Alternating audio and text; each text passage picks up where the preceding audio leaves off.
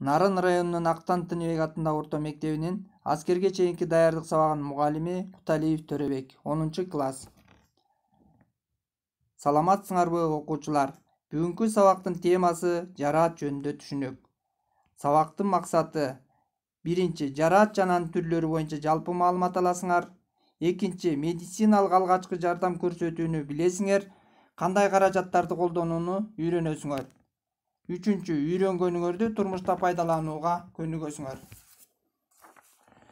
Жараат дене тыкаандарынын механикалык жол менен майып болушу. Ал сайылган, кесилген, тиштелген, ок тийген болуп бөлүнөт. Терең жараатта анын май катмары сөөк, ийри кан тамырлар, чоң кан тамыр, нервтер жабыркашы мүмкүн. Баштын, көөдөн менен иштин жарааты айрыкча коркунучтуу болуп саналат. Баардык жарааттарда эле кан агат, ооруйт. Ички органдар жарадар болгондо ийри кан тамырлар аркылуу кан көп агып, өмүргө коркунуч туулат. Курч нерсе менен кесилген жарааттын тегерегинде жанчылган тыкаан азыраак болуп, жараат инфекциясы болбойт. Урулган, жанчылган, тиштелген жана башка жарааттарда тыкаандар көп жанчылат. Мындай жарааттарга инфекция көп кирип, гангренаны, абсцессти же жарааттын бүтүндөй ириңдеп кетүү коркунучу туулат.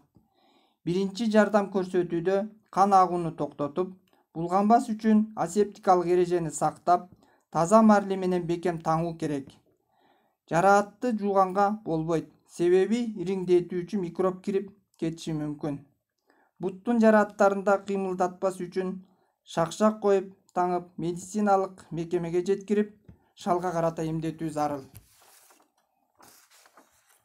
Бул сүрөттөрдөн жарааттардын кандай таңылышын үйрөнөбүз. Жарааттын булганышын алдын алуучу чаралардан болуп сөзсүз түрдө тазартылган таңгыч менен таңа салуу керек. Бул болсо жараатка микробдордун андан ары өтүп кетишине жол бербейт. Баш сөөктү, ич көңдөйүн, көкүрөктүн ичи жабыркаганда кандай таңуу керек экендигин үйрөнөбүз.